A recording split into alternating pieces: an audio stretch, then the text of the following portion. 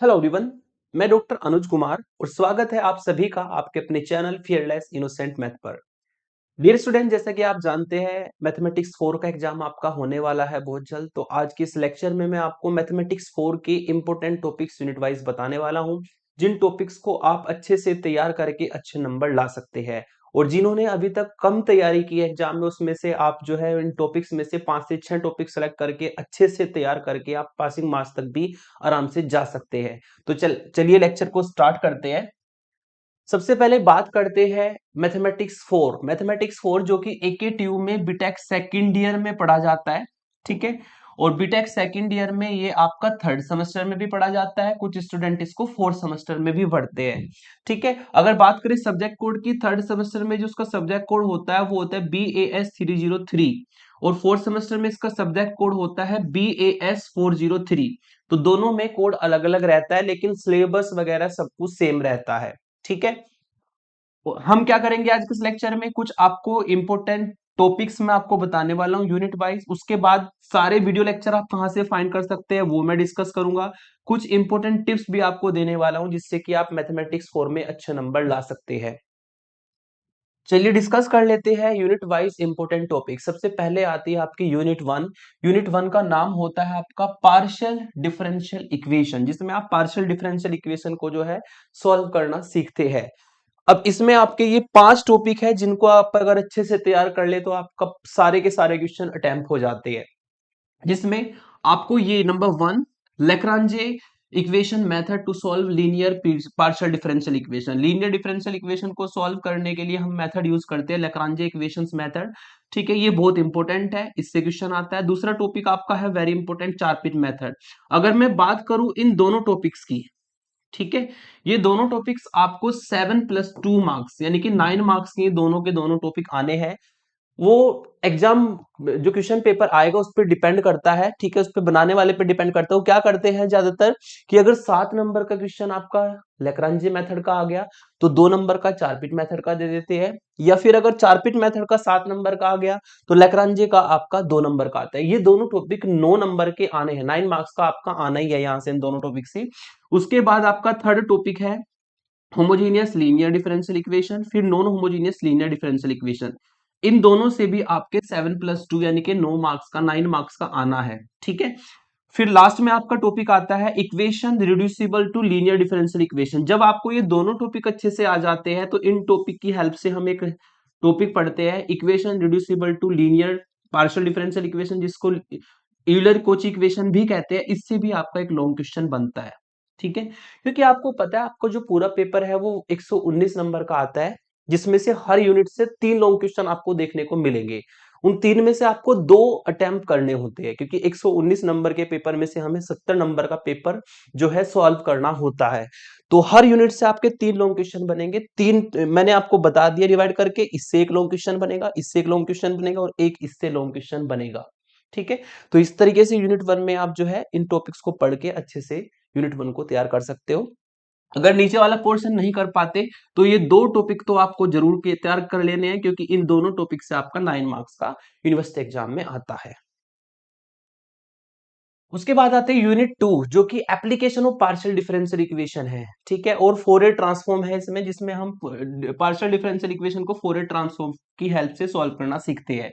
इसमें पहला long question आपका बनेगा method of separation of variable से, जिससे 7 नंबर का आना है। दूसरा आपका बनेगा हीट इक्वेशन, वेव इक्वेशन या लाप्लास इक्वेशन। इससे आपका 7 नंबर का इक्वेशन बनना है, जिसमें से चांसेस रहते हैं हीट और वेव के ज्यादा, लाप्लास बहुत कम देखने को मिलता है। और तीसरा लॉन्ग क्वेश्चन आपका बनेगा फोरियर ट्रांसफॉर्म और इसके एप्लीकेशन से। ठीक है, तो 3 लॉन्ग क्वेश्चन आपके यहाँ पे 3 टॉपिक से बनेंगे। इसमें से भी अगर आप ये ऊपर के 2 टॉपिक तैयार कर लेते हैं तो यहां से भी आपके दोनों लॉन्ग क्वेश्चन अटेम्प्ट हो जाएंगे। यूनिट 3 जो कि स्टेटिस्टिकल टेक्निक 1 के नाम से होती है, और इसमें आपके बहुत आसान यूनिट है ये, है ना। इसको सबसे पहले आप तैयार कर लीजिएगा, है ना। इसमें है भी कुछ नहीं, फॉर्मूले है, कैलकुलेटर का यूज करना है, बाकी आपका कुछ है नहीं। आपको अगर कैलकुलेशन कैलकुलेटर से जल्दी से करनी आती है, मेथड आपको पता है, तो फटाफट इसके क्वेश्चन हो भी जाते हैं। इसमें पहला टॉपिक जो लॉन्ग क्वेश्चन देगा वो होगा मोमेंट्स, स्कीवनेस, कुर्टोसिस।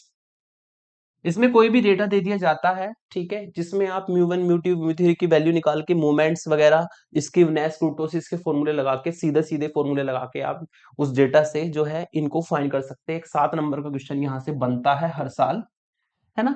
दूसरा लॉन्ग क्वेश्चन आपको देखने को मिलेगा कर्व फिटिंग का। कर्व फिटिंग के 3 से 4 मेथड मैंने अपनी वीडियोस में करा रखे हैं, उनको आप अच्छे से तैयार कर लीजिए। उससे अलग क्वेश्चन आते भी नहीं है, वही क्वेश्चन है, डेटाबेस क्वेश्चन है। कुछ स्टूडेंट कहते हैं हमें इंपोर्टेंट क्वेश्चन की लिस्ट दे दो, इसमें डेटा हर साल चेंज होता है, ऐसा जरूरी नहीं कि वही फिक्स है। मैथमेटिक्स 1 मैथमेटिक्स 2 में क्वेश्चन फिक्स रहते थे, लेकिन यहाँ पर डेटा चेंज होता है, इसलिए मैं इसकी जो इंपोर्टेंट क्वेश्चन की जो लिस्ट है, पीडीएफ है, वो शेयर मैंने की भी नहीं है ना, मैंने बनाई है, क्योंकि मुझे पता है कि यहाँ पर हर बार जो है डेटाबेस क्वेश्चन में डेटा अलग ही आता है। तो आपको मेथड को सीखना है। अगर मेथड आता है तो क्वेश्चन कोई भी आ जाए, डेटा कोई भी आ जाए, आप इजीली उसको सॉल्व कर सकते हैं। तीसरा लॉन्ग क्वेश्चन यहाँ पर बनता है आपका कोरिलेशन और रेग्रेशन से, ठीक है। इसमें भी अगर आप ये दो टॉपिक बिल्कुल ना छोड़े तो आपके दोनों लॉन्ग क्वेश्चन आराम से तैयार हो जाएंगे, ठीक है। यूनिट 4 जो कि स्टैटिस्टिकल टेक्निक सेकंड के नाम से होती है, जिसमें पहला लॉन्ग क्वेश्चन आएगा आपका इन दो टॉपिक से, रैंडम वेरिएबल एक्सपेक्टेशन और वेरिएंस से। दूसरा लॉन्ग क्वेश्चन आएगा आपका बाइनोमियल और पॉइजन डिस्ट्रीब्यूशन, दोनों में से किसी एक में से, इससे 9 नंबर का आना है 7+2 का, ठीक है। 7 नंबर का कभी बाइनोमियल का आता है तो कभी पॉइजन का आता है। अगर इसका 7 का है तो उसका 2 का आएगा, इसका 7 का है तो उसका 2 का है, डिस्ट्रीब्यूट रहते हैं दोनों के दोनों। और एक लॉन्ग क्वेश्चन हमेशा बनता है 7 नंबर का नॉर्मल डिस्ट्रीब्यूशन से, ठीक है। इस यूनिट में भी अगर आप 3 डिस्ट्रीब्यूशन अच्छे से तैयार कर ले, बाइनोमियल, पॉइजन और नॉर्मल, ठीक है, तो आपके दोनों लॉन्ग क्वेश्चन आराम से तैयार हो जाते हैं, ठीक है। और कभी कभी ऐसा होता है इन तीनों से ही तीनों लॉन्ग क्वेश्चन बन जाते हैं। उसके बाद हमारी आती है यूनिट 5 स्टेटिस्टिकल टेक्निक थर्ड के नाम से, जिसमें आपको टेस्ट जो है तैयार करने होते हैं। पहला लॉन्ग क्वेश्चन बनता है टी टेस्ट और जेड टेस्ट से, 7 नंबर का आना है यहाँ से। दूसरा लॉन्ग क्वेश्चन फिक्स है, चाई स्क्वायर टेस्ट से आना है, काई स्क्वायर टेस्ट आप कह दो, प्रोनाउंसिएशन जो भी आपकी है। तीसरा लॉन्ग क्वेश्चन आना है चार्ट से, कंट्रोल चार्ट, पी एनपी और सी चार्ट्स वाले जो होते हैं, ठीक है। इसमें भी अगर आप ये 3 टॉपिक तैयार कर लो, पहला टी टेस्ट, जेड टेस्ट और काई स्क्वायर टेस्ट, तो इन तीनों टॉपिक से आपके जो है दोनों लॉन्ग क्वेश्चन यूनिट 5 के भी तैयार हो जाते हैं, ठीक है। तो ये तो हो गए यूनिट वाइज इंपॉर्टेंट टॉपिक्स, ठीक है। उसके बाद आप क्या करेंगे, उसके बाद जो है मैं आपको बताता हूं कुछ इंपॉर्टेंट टिप्स, है ना। ये आपको पता ही है कि सबसे पहले हमें क्या करना होता है कि सेक्शन बी और सेक्शन सी, ठीक है, इसको पहले सॉल्व करना है, लास्ट में आपको सेक्शन ए पर आना है, ठीक है, अगर आपने पूरे पेपर की तैयारी कर रखी है तो। दूसरा, attempt all question as asked in the question paper, सभी क्वेश्चन को अटेम्प्ट करना है। मान लो आपको कोई क्वेश्चन का सॉल्यूशन नहीं आता तो उससे रिलेटेड जो भी वर्किंग रूल, जो भी फॉर्मूला, जो भी आपको पता है उससे रिलेटेड वो आप लिख करके आइए, भले ही आपको 1 नंबर दे वो, है ना, लेकिन आपको उससे रिलेटेड जितना भी मटेरियल पता है उसको आपको लिख करके आना है, ठीक है। और चूंकि ये डेटाबेस क्वेश्चंस होते हैं, है ना, इसमें ना कैलकुलेशन मिस्टेक के बहुत चांसेस होते हैं, इसलिए मैं आपको यही कहूंगा, ये उनके लिए है जिन्होंने मैथमेटिक्स 4 को कम टाइम दिया है, ठीक है, उनके लिए यह है ये स्टेप, है ना। अगर आप 50 मार्क्स का तैयार करोगे, ठीक है, उस केस में आपके मान के चलिए कि 25-30 तक आप पहुंचेंगे, क्योंकि इसमें ना प्रैक्टिस की नीड होती है। अगर आपकी अच्छी प्रैक्टिस है तो आप 50 में से 50 से 70 में 70 आराम से ला सकते हो। लेकिन अगर आपकी प्रैक्टिस कम है, आपने ऊपर ऊपर से पढ़ा है, तो मान के चलिए आधे नंबर हो जाते हैं। इसलिए आप जो भी टॉपिक तैयार करें अच्छे से तैयार करें, ठीक है। अब इन 5 यूनिट में से जितने टॉपिक आप तैयार कर सकते हैं अपने हिसाब से उसको आप तैयार कीजिए, और तैयार करके आप जो है एग्जाम देने जाएंगे तो आपको आराम से अच्छे नंबर मिल जाएंगे मैथमेटिक्स 4 में, ठीक है। तो इस तरीके से मैथमेटिक्स 4 को आप तैयार कर सकते हैं। बहुत आसान होता है मैथमेटिक्स 4, बस थोड़ा सा टाइम दे दीजिए, प्रैक्टिस कर लीजिए अच्छे से, ठीक है। फॉर्मूलों को अच्छे से तैयार कर लो, एक चार्ट बना लो जिसमें सारे फॉर्मूले नोट डाउन कर लो, और फॉर्मूलों को आप जो है ज्यादा से ज्यादा लिख लिख करके प्रैक्टिस करो, क्योंकि जैसे कि यूनिट 3 है उसमें फॉर्मूले में स्टूडेंट क्या करते हैं, फॉर्मूला ही गलत लिख देते हैं, तो सारी कैलकुलेशन बेकार हो जाती है अगर फॉर्मूला ही रॉन्ग हो जाए। तो इसलिए फॉर्मूलों को बहुत अच्छे से आप तैयार करें। और आप जो है मेरे चैनल पर जाएंगे तो मैथमेटिक्स 4 का मैंने एक सेक्शन बना रखा है, उसमें 5 यूनिट की प्लेलिस्ट वहां पर ऑलरेडी अपलोडेड है, ठीक है। बेस्ट कंटेंट है, उससे अलग कोई क्वेश्चन आज तक आया भी नहीं है। आप पिछले 3 साल के पेपर उठा लो, और जिसने मेरी वीडियोस देखी है वीडियोस को देख लो, अगर एक भी क्वेश्चन आपको अलग दिख जाए तब आप कहिएगा।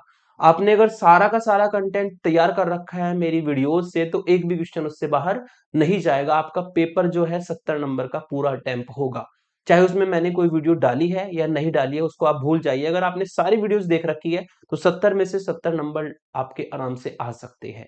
ठीक है, पूरा सेक्शन बनाए यूनिट वाइज, यूनिट 1 2 3 4 5, आप जाकर के वहां पर उसको देख सकते हैं। आज के लिए इतने रखेंगे। Thank you for watching, best of luck.